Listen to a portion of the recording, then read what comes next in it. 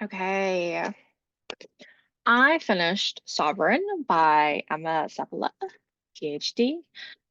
This was amazing. I have had such a hard time in the self-help space, realizing that most of the information that is being given is boils down to the same thing, which is figure out what your most authentic sovereign self is and then be it. Simple as that. No how-to guide. This is the how-to guide. This is this is the how-to guide. I actually added it to I have a small bookshelf above my desk, and so now it's like one of the books that I will always recommend to people. Some of the other books on my shelf right now as just four right now with Sovereign. The first being the four agreements, teaching you the very basics of not taking things so personally, right? That's very important. And then let's do this one first. How to Do Nothing, Resisting the Attention Economy by Jenny Odell. This is by far one of my favorite reads. This was the first book that I had read in my adult life that I literally started annotating as I was reading it, and that got me so excited again. Um, and I think, yeah, these three books, other than the four agreements, were all written during or after 2020, which I think is actually really important because that collective trauma that we all faced only adds on to whatever you still have going on. So we have How to Do Nothing by Jenny Odell, and then Jenny Odell's other book, Saving Time, which is written actually fairly recently. I think this was 2004, 2024. Oh my God. It's okay.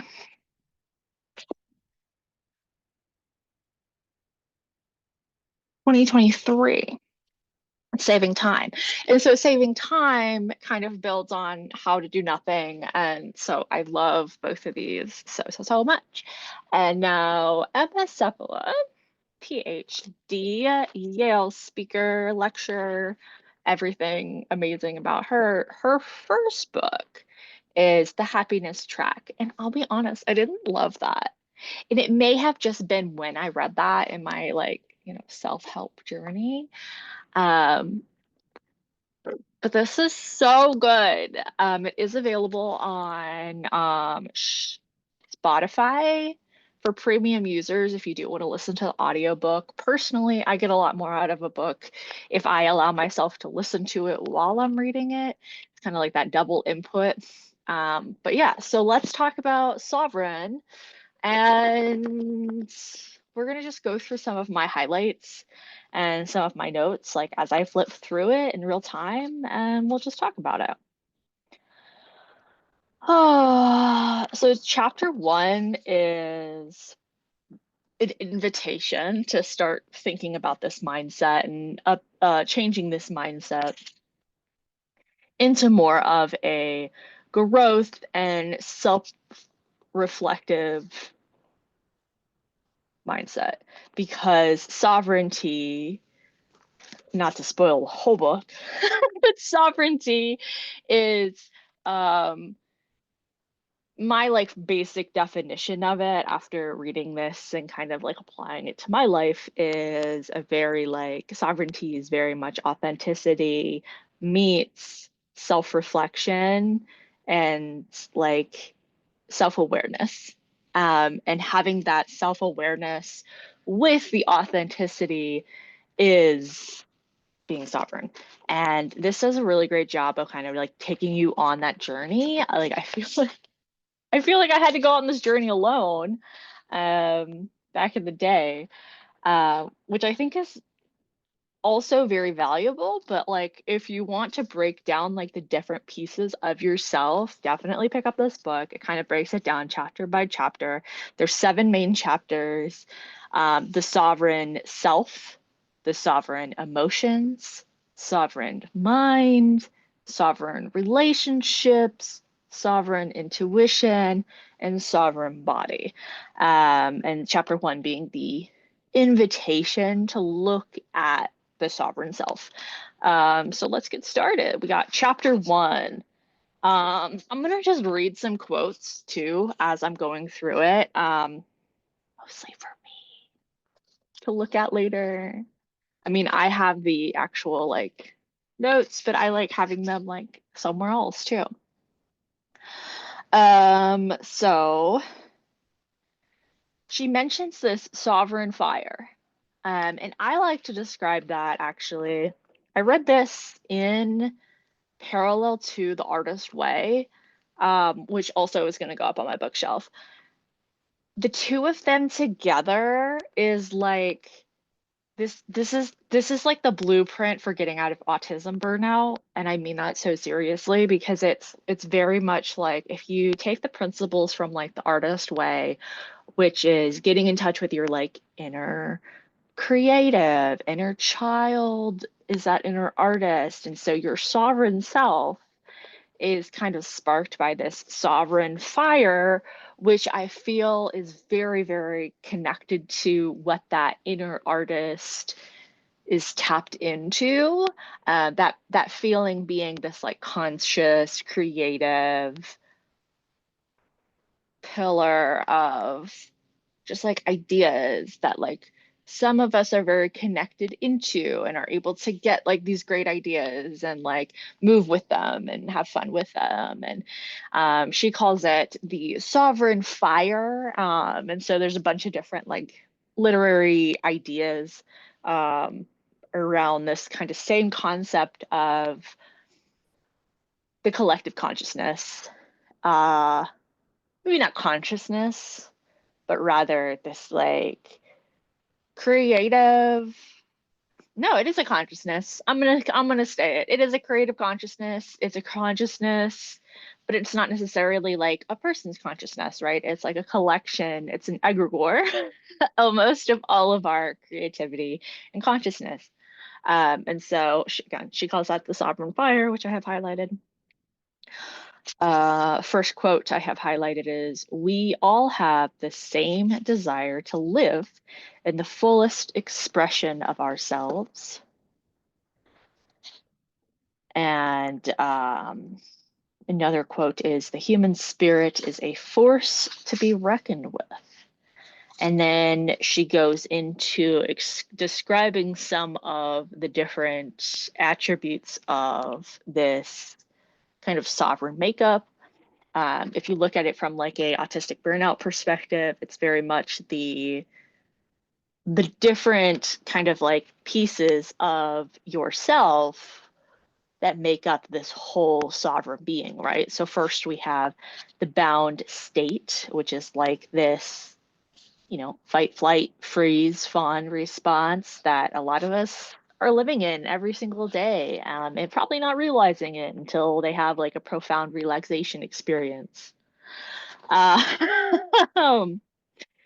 but the bound state can also be very, again, like a very collective experience because we're all very much bound to societal pressures. She gets into that more later in the book. So I'll wait too.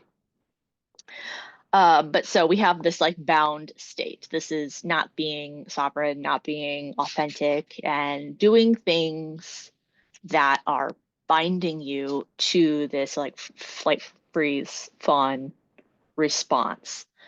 And when you're in the bound state, or you're in this state of being bound, it causes profound energy leakages. Who'd have thunk? Who'd have thunk? Not me in 2016, dealing with chronic migraines for the first time. This girl had no idea what she was doing. Still introduction here. Reading Sovereign may be challenging at times because it will awaken you to the extent of the subjugation, limiting beliefs, and inertia you have unknowingly placed in your life.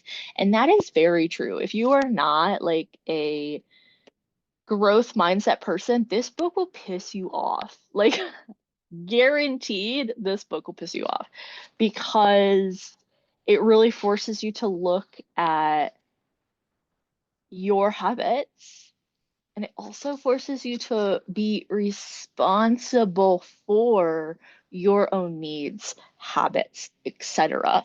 I think a lot of us in this like American culture, we're, we're bound.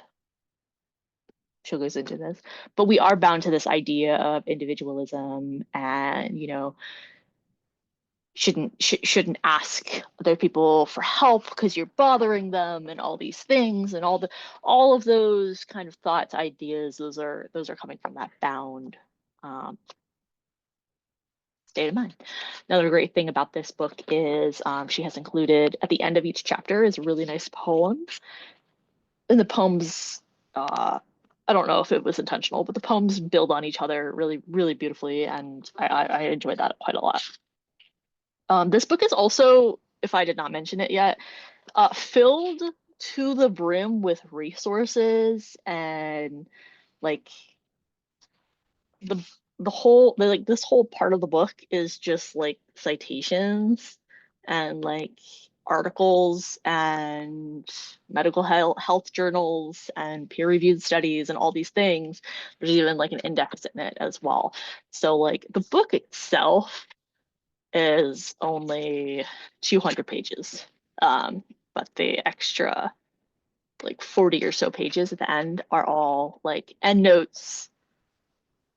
And I love reading a book that's like, you know what I mean? All right. So chapter 2, we're getting into our sovereign self.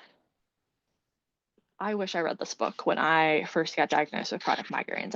I just, I wish I would have read this book. Great. Because it starts with talking about like judging yourself, you're putting yourself in the bound state. That leads to self-loathing.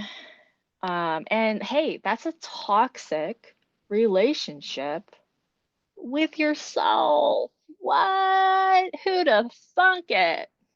I did. I thunked it plenty. Many of us have a toxic relationship with ourselves, and that's how we get bound and tied up in knots, literally. It's self-loathing.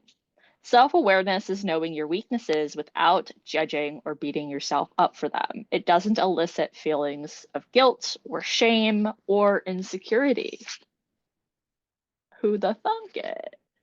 And then she talks about the inner terrorist. Now, this is like the beautiful voice inside your head that talks about self-loathing is toxic, provides your brain with all these widespread viral programs. This is the energy vampire in the artist way. So you can kind of like pick both of those very easily. I was reading them both at the same time, and it was such a perfect like comparison. And so now we're lifting the veil in chapter 2. You're fortunate to have a human body, free will, and the opportunity to learn, grow, and contribute. So that's the underlying message, right? Like, oh, yes, I have chronic migraines, but I get to do things that are not chronic migraine related in this body, right? I could probably focus on those things, do those things, and let myself rest during the other time. Crazy thoughts. And da da da. Ooh, there's a hot tip here. I'll read. Hot tip, you cannot unbind yourself without questioning things, especially when these things are destructive to you. Look deeper, lift the veil, and ask yourself, why should I buy into this? It's only by calling things into question that you start to dismantle the destructive habits and conditioning that are ruining or running your life. So where do we need to go? We need to go to a life that is a world, a life that we're living, a life that is life affirming, that is self honoring, right? Another great quote, all that tireless striving, stress, and fatigue is a desperate search for love. Turns out the whole time. We're wired to seek self-approval, how connected you feel to others on a subjective level. You'll feel more connected to others when you are sovereign because your well-being is higher. So it's all about finding that self-approval in yourself, and that self-approval with yourself ripples into the rest of the world.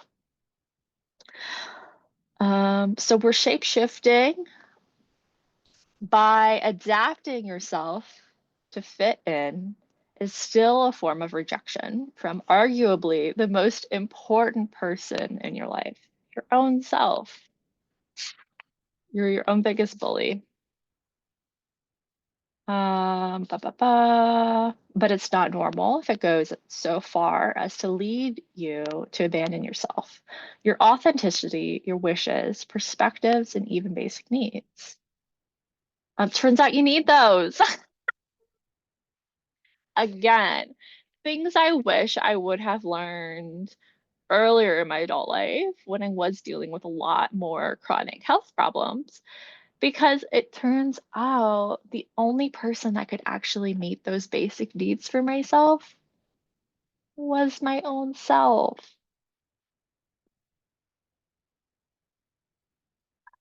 Oh, that hurts. Okay, keep going. Ba, ba, ba. Worthiness is eccentric. So it's another great quote. Neglecting your own needs, hiding your identity, living according to other people's desires, and criticizing yourself for being you is like dying while you're still alive. Yes! Your existence is proof of your worth. Also love that. So now we're meeting our sovereign self, right? We've maybe even named that inner terrorist. I don't know if I've mentioned that yet. I think that comes next. We'll do that next. I'll let you know what mine is named. So now we're meeting that sovereign self, right? So is this the deprogrammed sovereign self? Hi, nice to meet you. Sovereignty involves courage, awareness, and self honoring. When you are sovereign, you show up with all your gifts, and then you become that gift. Brilliant. Honoring yourself involves reprogramming yourself from the inside. Also true. But that was a lesson that like it took so long for me to get to. Like I never realized that. Um, maybe until like 2 years into my chronic health journey, is I finally was like, oh,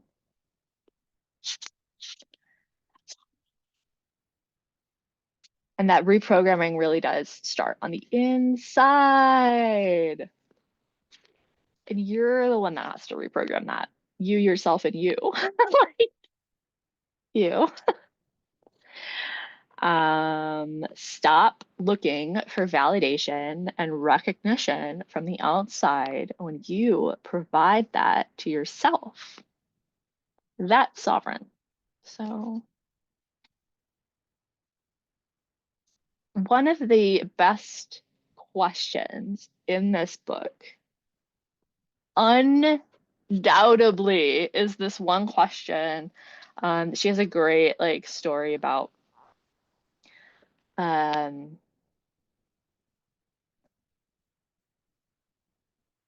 this is a question from like a clinical psychologist, and she uses it instead of am I enough? You're asking yourself, what do I need right now? And what do I need right now is such a powerful question. When I read that immediately, I was like, I was writing it down so I could remember it a lot. I even made like a cute little like shrinky dink that I put on my like coat. So like when I'm like out and about and I can like I see it and I'm like, oh, that's cute. I have other like little manifestations on that too. And it just, what do I need right now is such a powerful tool. And I just like a really understated tool in being sovereign is just that one question. And that question gets brought up just in the second chapter, which I just think is brilliant. And there's a lot of really great stories in the book. Here's another great quote. Dropping self-criticism doesn't mean you suddenly go soft on yourself and become overindulgent or irresponsible to the detriment of others. No, like a loving parent to your child, you are kind and you stay disciplined.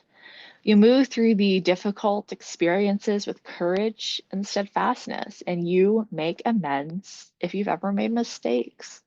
So simple.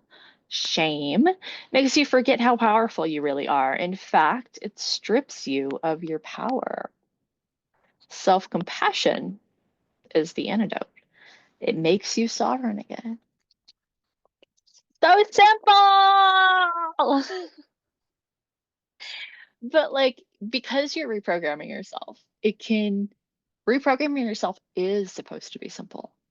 And I think that understanding that simplicity is so important because it's not some like crazy practice that you're doing. It's as simple as asking yourself in a moment that you are feeling big feelings. It's just asking yourself, what do I need right now? We're noticing, we're addressing, and then we're acknowledging that we addressed it all. That's my framework. What? That's the one I came up with. That's nah, nah, fam. Anyways, so once you deprogram yourself from self-loathing and cultivate a more sovereign relationship with yourself, you stop basing your life on trying to look perfect and on others' opinions of you. Life becomes noticeably lighter. It's true. And a lot more fun. You're energized and invigorated. You don't just learn from your mistakes, you bounce back from them, perhaps unexpectedly. You even gain from them. I have it in a lot of this book. We might have to do this in parts. Your self-criticism and shame are strong. It's a good idea to pressure test this self-view with others' perspective. You don't have the faintest idea what a difference you're making in others' lives. That's very true too. Especially as a like content creator, there's very often this like gap of wanting that positive input too, because you know you need it. You need like your that sovereign self wants not even like your ego wants it. Your ego wants your validation from your peers as much as like the validation from yourself, right? Like I can make something and be like, hey, that's really good. I really like this. I really like the cover art I made, blah blah blah. But if that self-criticism and shame start to creep up, that's when I know I need to seek my opinions elsewhere because they're probably not true. Like I make decent work. Like it's okay.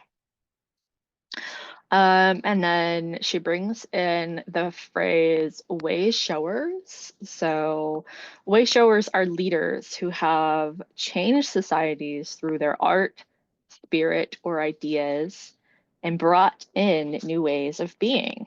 They are sovereign. They know their song and its magic. They're willing to sing it, even if it goes against the grain or makes people uncomfortable, even when they're criticized, even when it's hard as hell. Way showers aren't here to stay in their comfort zone or keep you in yours. They're here to pull the blinders from your eyes and to show you that you, too, have magic to share. They change the world for the better. Yes. So good. Oh, wow. There's a great Audre Lorde quote that says, caring for myself is not self-indulgence. It is an act of political warfare. Fun fact, do we know why? Do we know why Audre Lorde says that caring for herself is an act of political warfare? She was a disabled woman, not mentioned in the book, but you should know that because that's a big part of her identity. A Black, gay, disabled woman in a white, straight, ableist man's world. Oh, so it's about self-compassion, finding, quote, a source of solace, compassion, and sage advice. And then she starts giving the side effects of the sovereign self. And the side effects are scattered throughout the whole book. And it made me very like shocked because I was like, oh, this is a side effect. I wrote that there, which one of the side effects is of being your sovereign self is awareness, energy, boldness, serenity, and leadership, of course. By dancing to your own drum, you inspire others to do the same. You become that way shower. And I that kind of made me laugh in the moment because it's like my whole life. Like I've always been authentic in a lot of the spaces that I have been in. And side effect of that includes having to show up as the leader sometimes, which I hate. But my sovereign self is fine with it. So we just keep going. All right. And now this breaks down into like a sovereign self toolkit as well. She has this toolkit available on her website too. And if you're doing the artist way, which I recommend you do because it's amazing, if like you've made it this far and you have not read the artist way, read it immediately, put everything else down, pick it up, and start doing it because first step in the toolkit is to make time for yourself. And so almost exactly in tune, I write on the side here, oh, that's your morning pages and your artist dates. So those are habits that I have already been keeping and keeping track of. And it really does. It helps that sovereign self so much because I get the opportunity once a week to dip into that artistic self, take her out on a little date with just me. We get lunch, get a coffee, get some flowers. Those are all separate dates. Just ideas.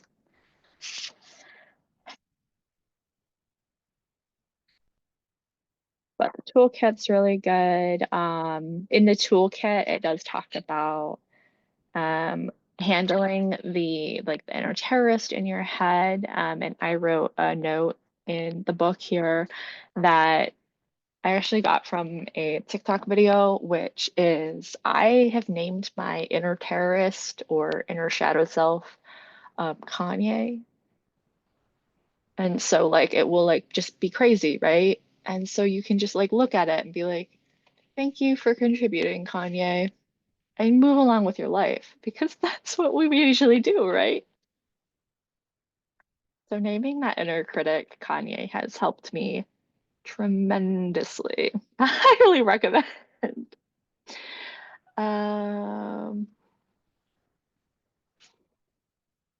Practice being grateful for you.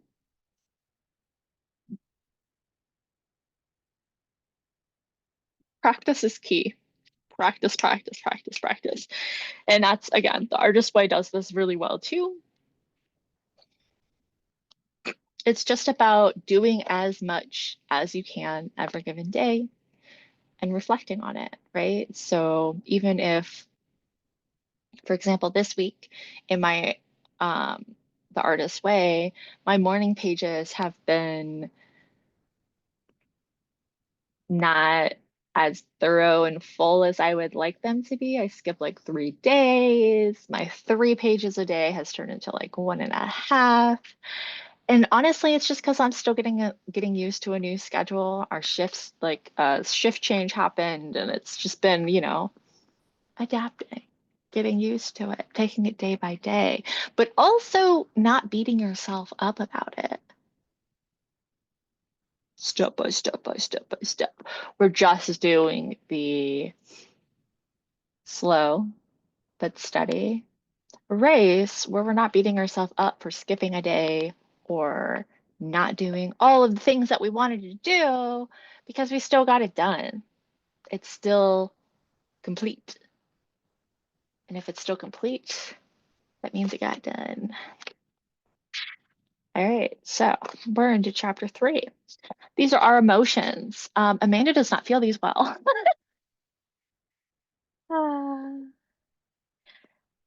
A lot of emotions get bound, and that's brought up. Um, a big quote here that I really liked and I have highlighted is, we bind ourselves to our emotions when we suppress and numb our feelings. We're afraid of feeling uncomfortable emotions, and in the process of avoiding them, we suffer and get addicted to habits that are destructive. Ironically, the more we try to avoid our emotions, the more we're stuck with them. Yet we keep falling for flawed beliefs that keep us stuck in this cycle. Um, Big component of that is tech. Technology is very much to blame. We love that quick, instant gratification. And that binds us, that keeps us bound, not sovereign, bound.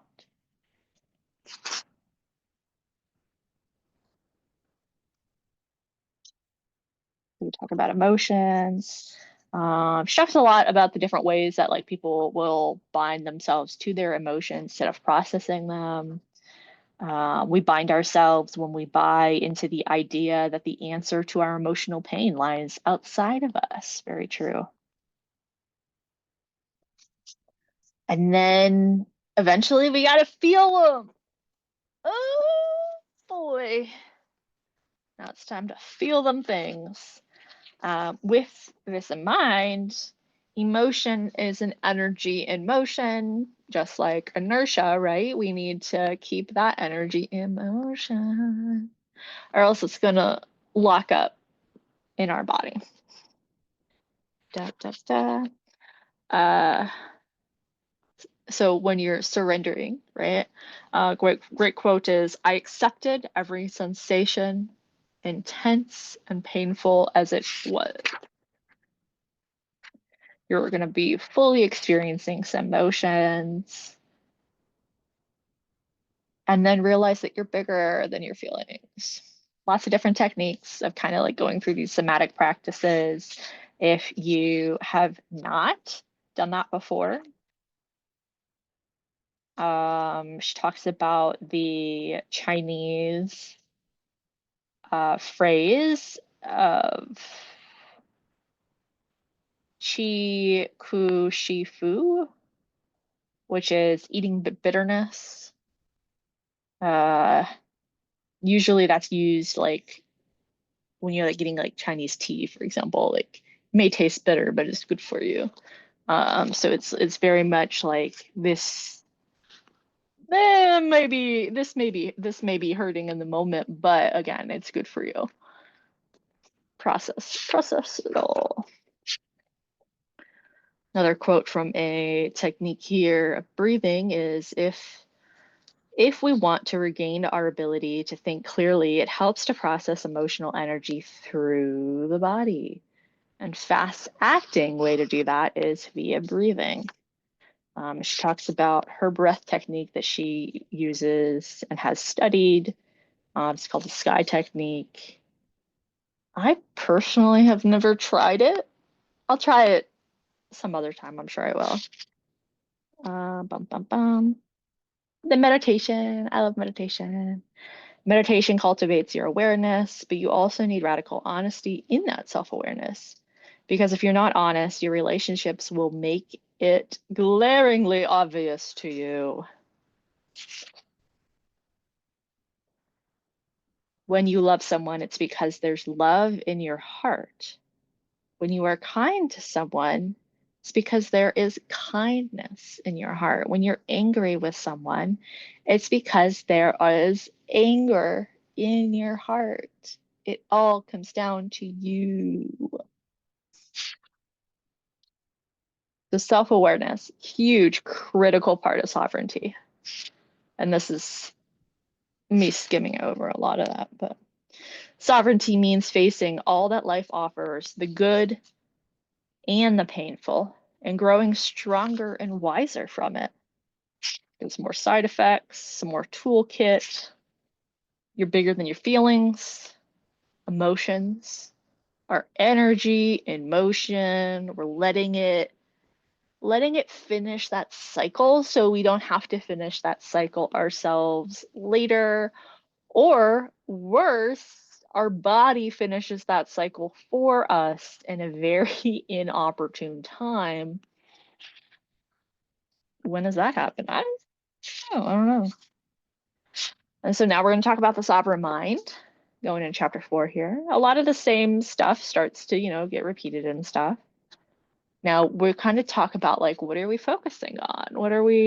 Now that we're not in this bound state, now what are we doing outside of the bound mind? Or what are we still doing in that bound mind, right? We're noticing some other things. We're noticing that trauma is nothing but a deep imprint, an undigested experience. So now we talk about those undigested experiences, how we can digest them, how could, creating new imprints by over inundating ourselves with like the news, for example, can increase that imprintedness. And what do we do in our sovereign mind is just become aware of them, be aware of those imprints and deprogram them. There are, so many layers to that, especially from our childhood, growing up in the United States, all these different things.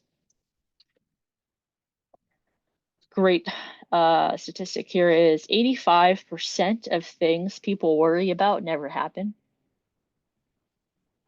Love that. I love that so much. That eases my anxiety like nothing else. Great Buddha quote here. Don't believe anything I say unless it is a product of your own experience. So kind of bring those imprints into the sovereign self a little bit, become like we're deprogramming those and we're replacing it with really good programming, right? All right, and so now we're training our nervous system a little bit more. We're being sovereign, not crushed by the weight of the world. Removing imprints makes you sovereign. Things and situations can't push your buttons if your buttons are gone. No situation is inherently stressful. Situations are a function of how you perceive them. And she talks about 9/11 a little bit in some of these stories. And I think that the removing of these, like, kind of more like traumatic experiences from our identity, right? Those are all how we ourselves perceive them. And once we are removing some of those pieces,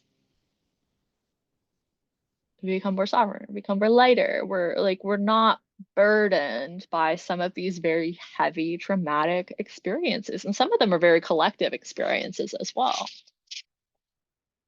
Talk about meditation some more. Lots of stuff here. Her one of her like gurus she mentions a lot, Guru Dev Sri Sri Ravi Shankar says, has a quote in here that is, the state of your mind determines the quality of your life. And I think that that's a really great mental sovereignty sort of takeaway from the sovereign mind piece, because if you're stuck with all these traumas and imprints, like if you imagine like the imprints are all like these big crevices and like you're processing information, if you have to go into each of these like little traumatic holes every single time, that's not,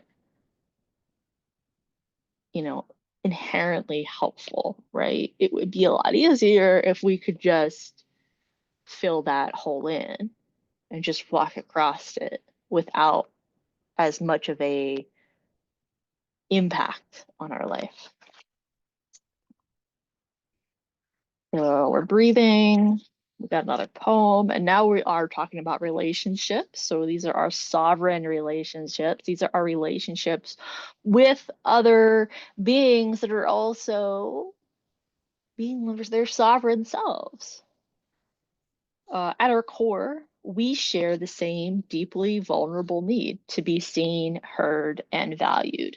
We want to feel safe, and we want to feel that we can trust people around us. So now that we have this positive relational energy, how do we vibe with it, right? Social sovereignty is having a relationship with oneself and others that is deeply life supportive.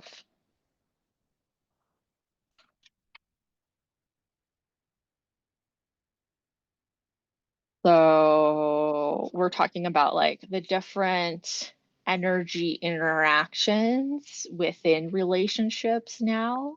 So now she's breaking down like, okay, we're the sovereign being. How are we showing up in these relationships, and how are we making sure that the energy flow is in balance?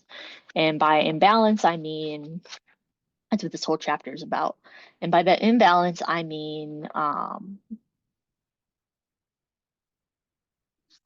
so this little paragraph kind of talks about like the different identities of sovereignty.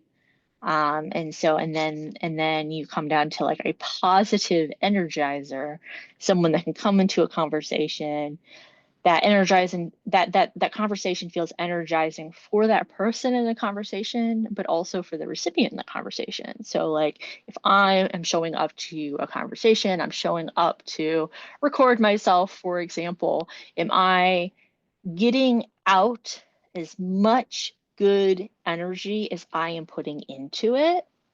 Or is it sucking my energy, right? And looking at that from like a relational standpoint, when I like my husband and I, for example, there are going to be times where he comes from home from work and he's just not feeling the energy. He's not like he relies on me a little bit more to add to that energetic practice. Anyways, let's just read the quote. So positive energizers relate to others in such a way that they are a catalyst for those around them to uh, get in touch with and reach their fullest potential. They raise their own energy and that of others versus it being an imbalance. Both the giver and the receiver leave the interaction uplifted. Um,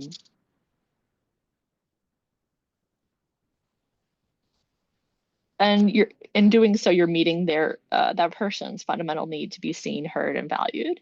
And you still feel heard, seen, and valued as the participator of that conversation as well. So positive energizers don't just focus on what's going right, they make a point to emphasize it and celebrate it. Focusing on the impact and benefit of what you are doing is a powerful motivator in these types of energizing conversations. And then we talk about the 3 different types of energizers. It's because some people are de-energizing, right? So we have like the crushers. So these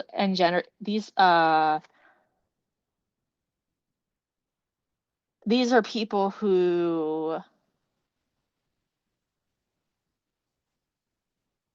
are energizing to themselves and others, but when you dig a little deeper, you find that while they may be motivated by human values, their work can break new ground. Paradoxically, they also reap destruction. So there's some sort of imbalance happening there. Type 2 are the sacrificers. This is what I definitely identified with when reading this.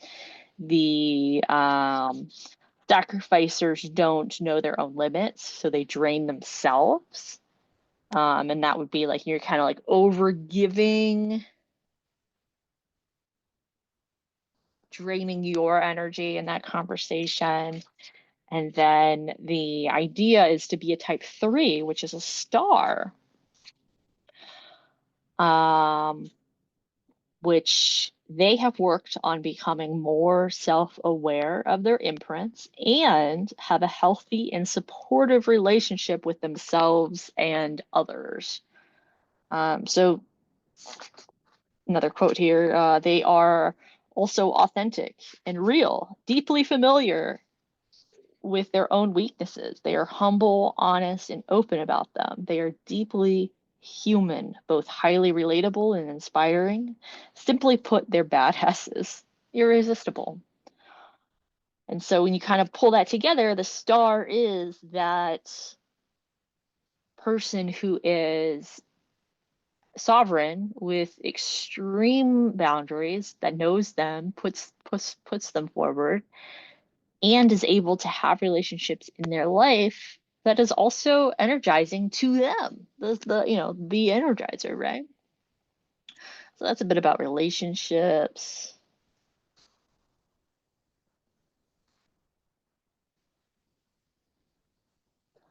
Um, Self-awareness involves looking at those big reactions, identifying the bruise, and when you feel yourself getting triggered, turning that into a moment of self-reflection rather than blame. Awareness, as we've now repeatedly seen, is the key to sovereignty. And I think that really gets summed up very nicely in this chapter. Talk about victimhood a little bit. I think that is going to be very helpful for other people.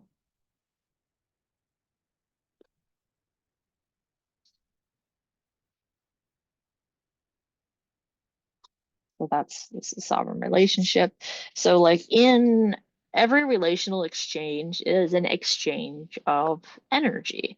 And those who have mastered this energetic exchange know how to enhance energy and well-being in themselves and those around them, primarily because they have a great relationship with themselves. Like that's the whole book. Neuroscience backs this up, of course. Stress wears and tears on the body. We knew that. You create a positive feedback loop that is energizing for all involved as well as inspiring. So you're creating those ripples in your life if you're in this positive feedback loop. Now we're talking about boundaries. Big important note. Reaching for sovereignty can feel daunting and scary.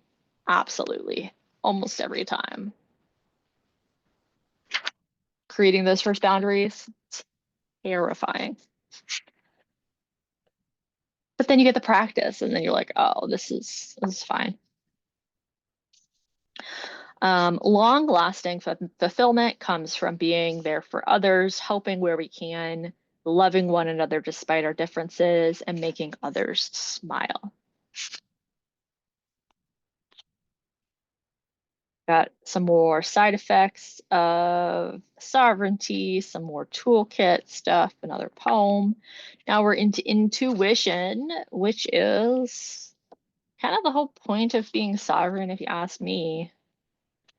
Our instincts are meant to keep us away from danger and near safety in a complex world. That's the essence of what our intuition is. Worlds upon worlds of information are coming at us at a constant flux. It's a lot to take in and a lot to navigate. Our attention is constantly in demand from all sides. However, there is a whole world out there that is beyond what our physical senses can perceive, yet still exists. Like microbes crawling on your skin is the example. But there's whole worlds, there's whole industries that people are completely unaware of. And, the shoe industry, for example, like the shoe industry is, sneaker industry is completely separate.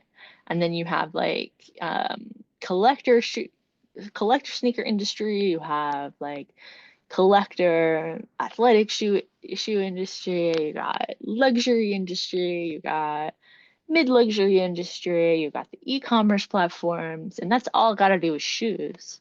Can you tell I used to work at Zappos? Intuition is a cognitive skill that allows us to navigate the complexity of our lives in such a way our sensory and logical mind, which is limited and much slower, cannot. It's something you can think of as an inner standing. So this intuition is an inner standing with the sovereign self. Now we talk about intuition being bound. I have a lot of interesting notes here about how AI is going to make this 100 times worse. We're already seeing that in practice.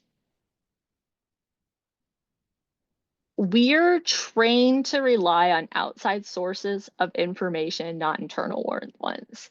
So when we are not making internal decisions and using our internal critical thinking skills, that is a skill that will be lost.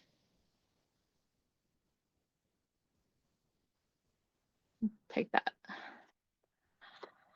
Unfortunately, over-reliance on the intellect leaves us unnaturally disconnected from the intelligence of the gut and weakens intuitive forms of perception that can help us come up with creative solutions, access information, and, as I've said, even save our lives. We are thereby binding our fullest potential. Intelligence is understanding that we have processed. Let me start over. Intelligence is understanding that we have processing mechanisms other than our intellect. So it's intelligent to use your tools, right? And it's having humility about what we do and do not know, and an openness to the idea that there is still much to discover, especially with how the brain works, which we know nothing about, which is still mind-boggling to me that it is 2025 and we really know, we've just scratched the surface on like neuroscience. Like clearly our intuition is a much bigger proponents of our brain. And we might not be able to prove that for a long time. Yeah, she says this. I have no doubt that intuition will soon become another hot research topic. Absolutely.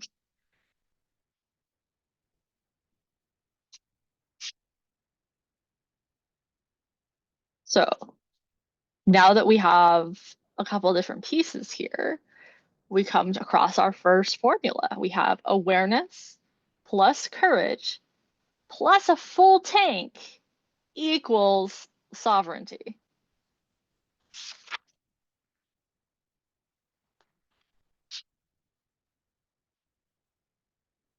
So we're listening to our intuition, we're feeling our feelings a little bit more, we're being more sovereign more of the time. Our emotions can provide information even below our awareness. So we're doing that awareness, but those emotions are still there, and we bring those up to process, right? There's a quote by Joel Pearson here. Intuition is only as good as the information you rely on. I have a question posed here. What will this look like with GPT user intuitive decline? We don't know. That's so scary. We don't know that yet. But neuroscience research is on it, you know? So now let's talk about creativity. So intuition and creativity, I think they're the same, honestly. But anyways, again, using the artist way and this book together, dun, dun, dun, a lot of those same like themes are starting to come across. So there's a quote by Albert Einstein here that says, all great achievements of science must start from intuitive knowledge. I believe in intuition and inspiration. At times, I feel certain I am right, while not knowing the reason. And having those kind of like aha moments, right? That's intuition. Because it's when your brain is in alpha wave mode, neither fully focused nor completely relaxed, but somewhere in between. That's when it seems to be an active problem solving mode in the background, firing up solutions to your problems. And that brings into my favorite message that has come from my intuition, which is there are messages in the mundane. Doing those boring projects actually triggers your alpha brain waves, makes you think about things, makes you process things, right? Children are in alpha wave mode a lot more than we are because they are in the present moment in play. We're going to notice this also shift because of technology. In our go, go, go society, where we value doing so much more than being, we inadvertently stop ourselves from accessing our creative genius. So put your phone down, hop in the shower, you'll probably get the answer to your problem.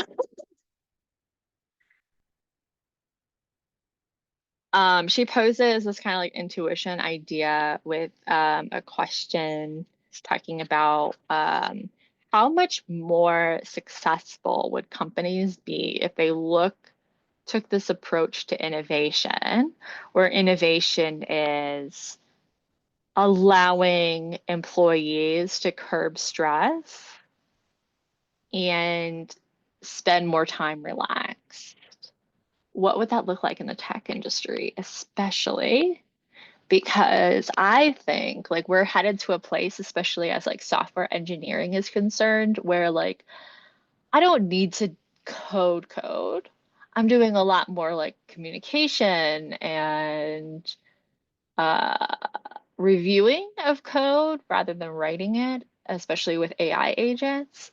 And so it just kind of poses this very like interesting, delicious meal of a question to kind of like think about. And I want to think about that specifically in the context of the tech role, because I think that that is really interesting. And I think that there are so many more creative ideas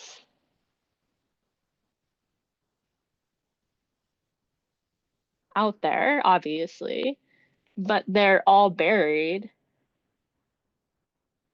with stress unnecessarily. So, anyways.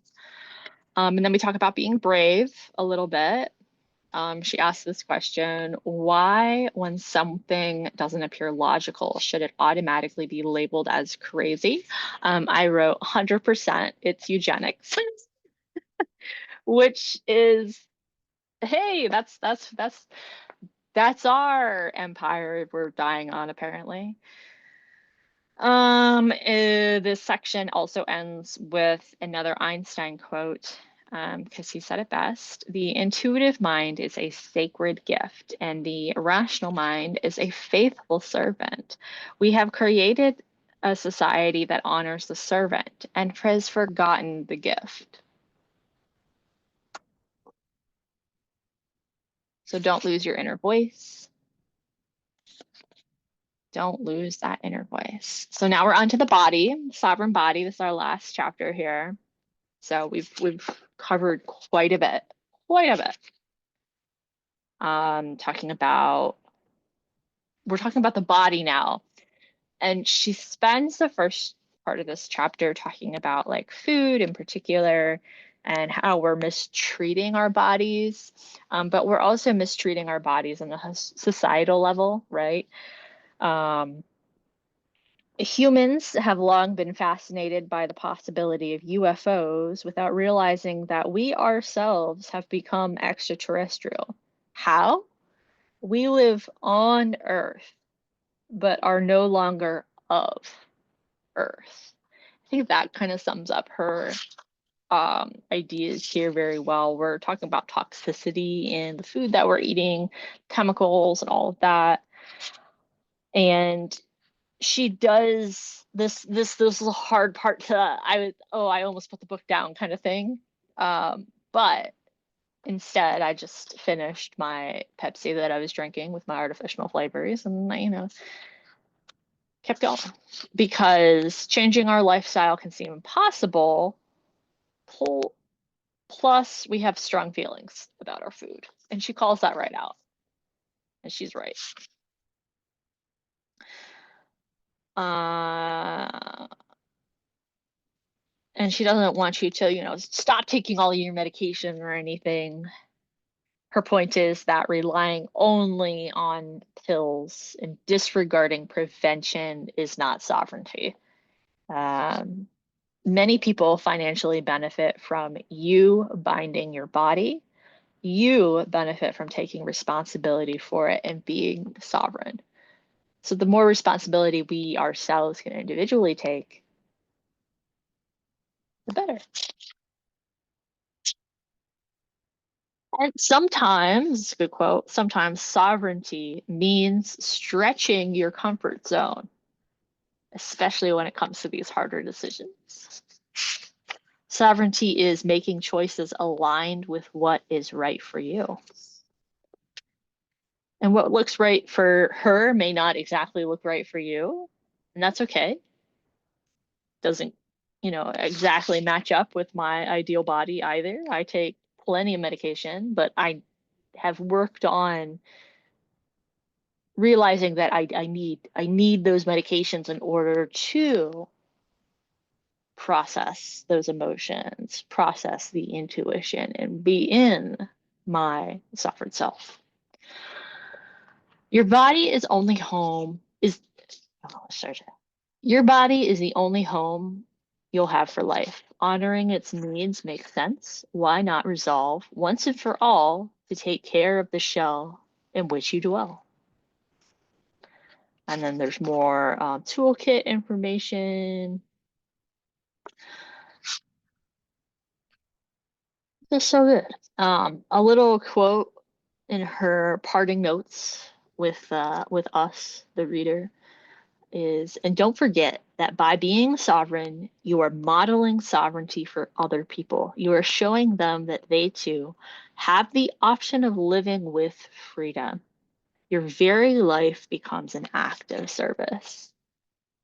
And that made me really like kind of stop and think. I was like, yeah, because like even on my low energy days, I still will do my routines and get my little things done that I want to, because I know that, even if I'm not feeling 100% myself, even 20% myself will still be able to create those ripples that I'm looking for. And I love that. So that is Sovereign Reclaiming Your Freedom, Energy, and Power in a Time of Distraction, Uncertainty, and Chaos. Author of The Happiness Track, Emma Seppala, PhD. Definitely check this book out if you are on your own sovereignty journey, if you want to be woke. That's what this is. So just read the book, understand it, do the steps, and process those emotions, people. What did our parents do to us for crying out loud? But we're doing better. I next up on my list is Story Genius: How to Use Brain Science to Go Beyond Outlining and Write a Riveting Novel by Lisa Crone. And I will be reading that next. So stay tuned.